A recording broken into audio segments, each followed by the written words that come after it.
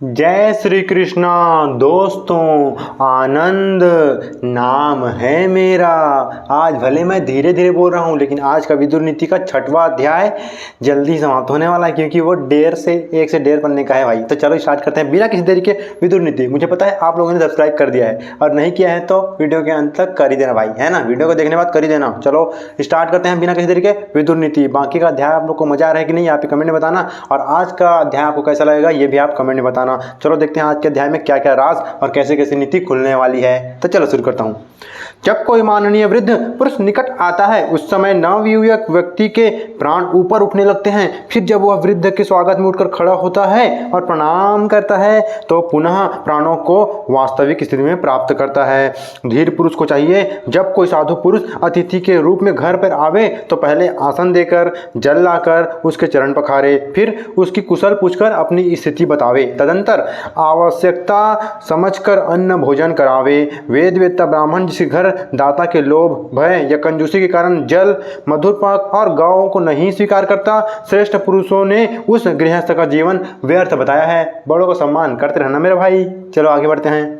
वैद्य चीर फाड़ करने वाला मतलब जर्राह, ब्रह्मचर्य से भ्रष्ट, चोर, क्रुद्ध, शराबी, गर्भ हत्यारा, सेनाजीवी और वेद विक्रेता, ये यद्यपि पैर धोने योग्य नहीं है, तथापि यदि अतिथि होकर आवे तो विशेष प्रिय यानी आदर के योग्य होते हैं। मतलब हमारे संस्कृति तो रहा ही है भाई, भारतीय संस्कृति, अतिथि देवो भव, कोई भी आ जाए। भगवान माता सीता ने रावण को जो ब्राह्मण लेके आया था, ब्राह्मण का वेश, अतिथि समझ के दान दिया था और कल्याण हो गया। ऐसे ही मतलब अतिथि भाई कुछ भी हो जाए, प्राण संकट में क्यों न हो जाए, हम अतिथि की सेवा करते हैं, है ना।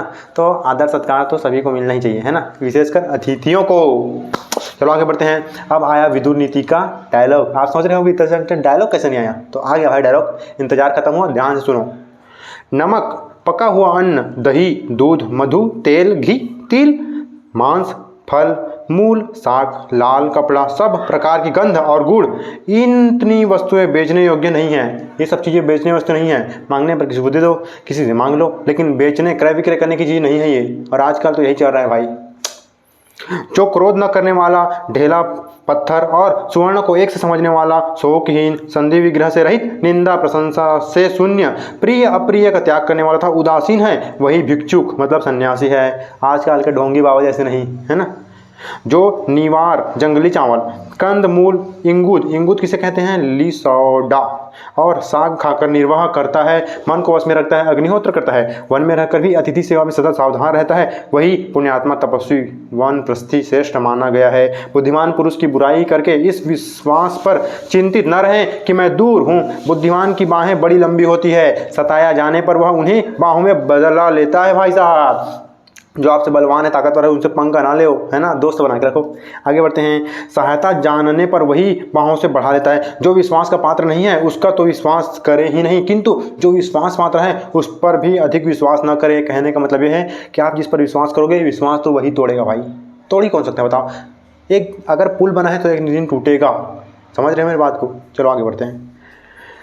विश्वासी पुरुष से उत्पन्न हुआ भय मूलोच्छोदय कर डालता है, मतलब जड़ से खत्म कर डालता है। जिस पे आप विश्वास किए हो, अगर वो विश्वासघात करेगा तो आपको पूरे जड़ से खत्म कर देगा भाई। तो ध्यान से सोच समझ के अपना जीवन व्यतीत करें। आगे बढ़ते हैं। मनुष्य को चाहिए कि वह ईर्ष्या रहित, स्त्रियों का रक्षक, संपत्ति का न्यायपूर्वक विभाग करने वाला, प्रियवादी, स्वच्छ तथा स्त्रियों के निकट मीठे वचन बोलने वाला हो, परंतु उनके वश में कभी ना हो। पास रहो लेकिन दूरी के साथ, समझे। आगे बढ़ते हैं। विदुर जी का डायलॉग आने वाला है, ध्यान से सुनो। स्त्रियां घर की लक्ष्मी कही गई हैं। ये अत्यंत सौभाग्यशालिनी, पूजा के योग्य, पवित्र तथा घर की शोभा है, अतः इनकी विशेष रूप से रक्षा करनी चाहिए भाई। आगे और अभी डायलॉग खत्म नहीं हुआ है, समझे। अंतःपुर की रक्षा का कार्य पिता को सौंप दे, रसोई घर का प्रबंध माता के हाथ में दे दे, गौओं की सेवा अपने समान व्यक्ति को नियुक्त करे और कृषि का कार्य स्वयं करे। तो किस काम को किस व्यक्ति को करना चाहिए, ये विदुर जी ने एकदम अच्छे तरीके से बता दिया है भाई। तो आप देख लो किस काम को किसको सौंपना है और किस तरह से किस काम को करना है। तो आगे बढ़ते हैं। विदुर जी की नीति क्या, आगे बढ़ते हैं। सेवकों को द्वारा, सॉरी यार मेरी आँख में कुछ खुजली आ रहा है यहाँ पे। सेवकों, लेकिन मैं रुकूंगा नहीं। सेवकों द्वारा वाणिज्य व्यापार करें और पुत्रों द्वारा ब्राह्मणों की सेवा करें। जल से अग्नि, ब्राह्मण क्षत्रिय और पत्थर से लोहा पैदा हुआ है। कौन किससे पैदा हुआ है ये देख लो आप। इनका तेज सर्वत्र व्याप्त होने पर भी अपने उत्पत्ति स्थान में शांत हो जाता है। अच्छे कुल में उत्पन्न अग्नि के समान तेजस्वी, क्षमाशील और विकार शून्य संत पुरुष सदा काष्ठ में अग्नि की भांति शांति भाव से स्थिर रहते हैं। संतों का हमेशा आदर करें भाई। आगे बढ़ते हैं। जिस राजा की मंत्रणा को उसके बहिरंग एवं अंतरंग सभासद तक नहीं जानते, सब और दृष्टि रखने वाला वह राजा चिरकाल तक ऐश्वर्य का उपभोग करता है। अपने गुप्त मंत्रणा मतलब अपनी जो लक्ष्य है, फिर जो भी आगे का जीवन में आपने सोचा है, वो जब तक पूरा ना हो तब तक किसी को बताना व्यर्थ है भाई, क्योंकि कुछ ना कुछ बाधा आती है, फिर काम पूरा नहीं होता। ये तो आप अपने अनुभव से जानते होंगे। कई सोचते होंगे ना कि ये कैसे करूँगा, ये करूँगा, वो ऐसे सोचना अपने अंदर रखना, उसको बोल मत देना, निकाल मत देना, है ना। कहीं नहीं तो वो काम होता नहीं। कई बार भाई मेरे साथ ही कुछ नहीं होता है, इसलिए मैं सोचना बंद कर दिया हूँ। धीरे धीरे मैं भी इसको अपने जीवन में उतार रहा हूँ विदुर नीति को। आप भी उतारिए और जीवन में चमत्कारपूर्ण रहस्यमय जीवन का आनंद लीजिए।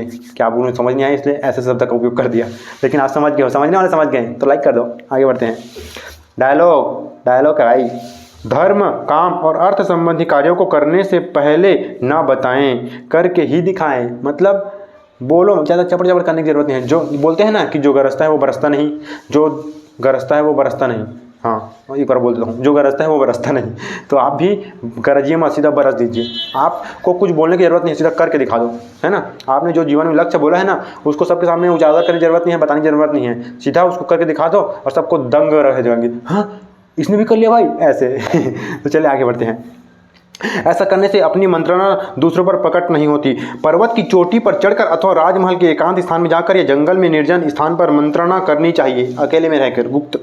जो मित्र ना हो, जो मित्र होने पर भी पंडित ना हो, पंडित होने पर भी जिसका मन वश में ना हो, वह अपना गुप्त मंत्र जानने के योग्य नहीं है। राजा अच्छी तरह परीक्षा कर किए बिना किसी को अपना मंत्री न बनावे, बिना परीक्षा।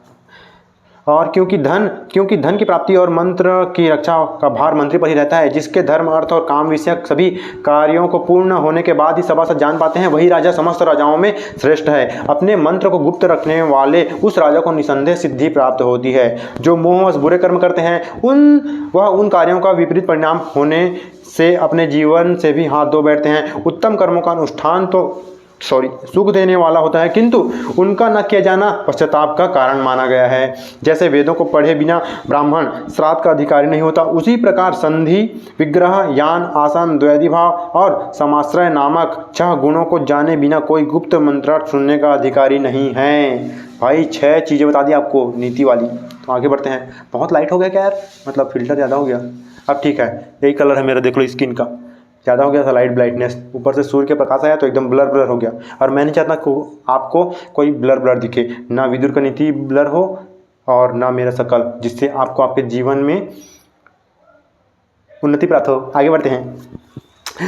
कहाँ पे आता? जो संधि विग्रह आदि 6 गुणों को जानकारी के कारण, जो संधि विग्रह आदि 6 गुणों को जानकारी के कारण प्रसिद्ध है, स्थिति, वृद्ध और हास्य को जानता है तथा जिसके स्वभाव की सब लोग प्रशंसा करते हैं, उसी राजा के अधीन पृथ्वी रहती है। जिसके क्रोध और हर्ष व्यर्थ नहीं जाते, जो आवश्यक कार्यों की स्वयं देखभाल करता है और खजाने की भी स्वयं जानकारी रखता है, उसकी पृथ्वी पर्याप्त धन देने वाली होती है।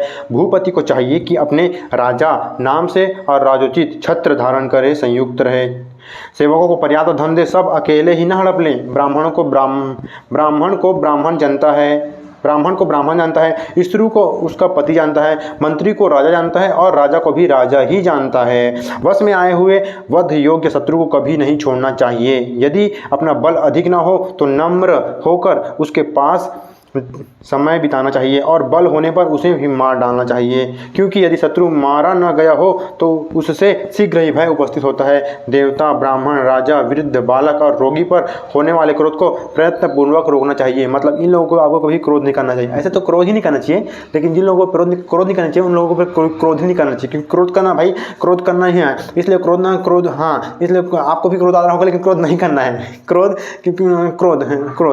चलो आगे बढ़ते हैं। अब डायलॉग सुनो और शांत हो जाओ। निरर्थक कलह करना मूर्खों का काम है। बुद्धिमान पुरुष को इसका त्याग करना चाहिए, कलह नहीं करना चाहिए। जो भी मैंने किया वो कलह नहीं था, वो आपको हंसाने के लिए था, है ना, बस ऐसे किया था। आपको दुख पहुंचाना भाई मेरी मर्जी, क्या मेरे दिमाग में भी नहीं आता। मैं तो आपको क्या, मैं किसी को भी दुख पहुंचाने सोचता नहीं। चलो आगे बढ़ते हैं। ऐसा करने से उसे लोक में यश मिलता है और अनर्थक का सामना नहीं करना पड़ता। गला सूख गया, आगे बढ़ता हूँ। जिसके प्रसन्न होने पर कोई फल नहीं तथा जिसका क्रोध भी व्यर्थ होता है, ऐसे राजा को प्रजा उसी भांति नहीं चाहती जैसे स्त्री नपुंसक पति को। बुद्धि से धन प्राप्त होता है और मूर्खता दरिद्रता का कारण है, ऐसा कोई नियम नहीं है। संसार चक्र के वृत्तांत को केवल विद्वान पुरुष ही जानते हैं, दूसरे लोग नहीं। मूर्ख मनुष्य विद्या, शील, अवध्य, बुद्धि, धन और कुल में बड़े माननीय पुरुष को सदा अनादर किया करते हैं। जिसका चरित्र निंदनीय है, जो मूर्ख, गुणों में दोष देखने वाला, अधार्मिक, बुरे वचन बोलने वाला और क्रोधी है, उसके ऊपर शीघ्र ही अनर्थ संकट टूट पड़ते हैं। ठगाई न करना, दान देना, बात पर कायम रहना और अच्छी तरह कही हुई हित की बात, ये सब संपूर्ण भूतों को अपना बना लेते हैं। किसी को भी धोखा न देना, चतुर, कृतज्ञ, बुद्धिमान और सरल राजा खजाना खत्म हो जाने पर भी सहायकों को पा जाता है, अर्थात उसे सहायक मिल ही जाते हैं। तो हमेशा दयालु, कृपा मतलब क्या हो, कृपणता मतलब क्या हो सकता है, कृतज्ञता मतलब हो सकता है आप बोल सकते हो कि जैसे कोई किसी को कुछ उपहार, फिर आपको कुछ भी मदद वगैरह कुछ भी किया तो हमेशा उसके प्रति कृतज्ञ रहें। जैसे आपको मदद किया है तो कुछ ज़्यादा ही काला लग रहा है, बाल में कहीं मैच तो नहीं जा रहा है? वैसे आपको मेरा बाल कैसा लग रहा है कमेंट में बताओ। हम भी राजा बनेंगे एक दिन, या वैसे रावण जैसा लग रहा हूँ सॉरी, अपना भयानक रूप दिखाने के लिए आप सुन कब क्या है, अपना भयानक रूप दिखाने के लिए आप सभी से मैं माफ़ी चाहता हूँ। कृपया करके उसको भूल करके मुझे हेट ना करना प्लीज़ दोस्तों, प्लीज़ सब्सक्राइब और लाइक कर देना। आगे बढ़ते हैं डायलॉग की तरफ। चलो। धैर्य, मनोनिग्रह, इंद्रिय संयम, पवित्रता, दया, कोमल वाणी और मित्र से द्रोह न करना, ये 7 बातें लक्ष्मी को बढ़ाने वाली होती हैं। जो अपने आश्रितों में धन का ठीक ठीक बंटवारा नहीं करता तथा जो दुष्ट, कृतघ्न और निर्लज्ज है, ऐसे राजा लोक में त्याग देने योग्य हैं। जो स्वयं दोषी होकर भी निर्दोष आत्मीय व्यक्ति को कुपित करता है, वह सर्पयुक्त घर में रहने वाले मनुष्य की भांति रात में सुख से नहीं सो सकता। क्या क्या क्या बरकरार है। जिनके ऊपर दोषारोपण करने से योग और क्षेत्र में बाधा आती है, उन लोगों को देवता की भांति सदा प्रसन्न रखना चाहिए। जो धन आदि पदार्थ स्त्री, प्रमादी, पतित और नीच पुरुषों के हाथ में सौंप दिए जाते हैं, वे संज्ञा से पड़ जाते हैं। जहाँ का राज शासन स्त्री, जुआरी और बालक के हाथ में है, वहाँ के लोग नदी में पत्थर की नाव पर बैठने वालों की भांति विपत्ति में समुद्र में डूब जाते हैं। जो लोग जितना आवश्यक है उतना ही काम में लगे रहते हैं, अधिक में हाथ नहीं डालते, उन्हें मैं पंडित कहता हूँ। मतलब जितना टाइम जिस काम में लगे उसको उतना ही टाइम देना चाहिए। ज़बरदस्ती का कोई भी चीज़ अच्छी लग रही है तो उसमें टाइम देते जाओगे तो बाकी समय में क्या करोगे भाई? जिसको जितना टाइम देना है उसको उतना ही टाइम दो, तभी आपका टाइम बचेगा और आपका टाइम बदलेगा। आगे बढ़ते हैं। क्योंकि अधिक में हाथ डालना संघर्ष का कारण होता है। जुआरी जिसकी तारीफ करते हैं, चारण जिसकी प्रशंसा का गान करते हैं और वेश्याएं जिनकी बड़ाई किया करती हैं, वह मनुष्य जीता ही मुर्दे के समान है। मतलब समझ लो, आपका लास्ट लाइन एकदम कतई मारा है विदुर जी ने। तो आज का विदुर नीति यहीं पे समाप्त होता है। आज का विदुर नीति ज्ञान में आपको क्या अच्छा लगा आप ये कमेंट में बता देना, है ना। और इसी तरह के ज्ञान के बारे में देखने, सुनने, जानने और मेरे साथ जुड़े रहने के लिए सब्सक्राइब करें, नहीं तो सब्सक्राइब करें, क्योंकि अगर आप सब्सक्राइब नहीं करोगे तो शेर आपको खा जाएगा। सब्सक्राइब फॉर शेर के लिए बाय। मज़ा आ रहा है? सब्सक्राइब करके जाओ। बाय। जाने का मन नहीं कर रहा है क्या? अरे यार जाने दो यार, तभी अभी जाऊँगा तो अभी तो कल फिर आऊँगा, है ना। अभी जा रहा हूँ। अब धीरे धीरे मैं आपको अच्छा तो लग रहा हूँ ना, धीरे धीरे मेरी बातें आपको अच्छी लग रही है, हम दोनों दोस्त बन जाएंगे। और वैसे भी हाँ यार अच्छी बात है, जब धीरे धीरे बात हो जाएंगे ना तो कभी मिलेंगे भी आपसे, है ना। और क्या बोलूँ, बस जाते जाते इतना लंबा कर दिया वीडियो को। बाय यार, बाय। बस दिल का अच्छा हूँ, मुझे पता है आप भी बहुत अच्छे हैं। Happy be happy, happy birthday, bye.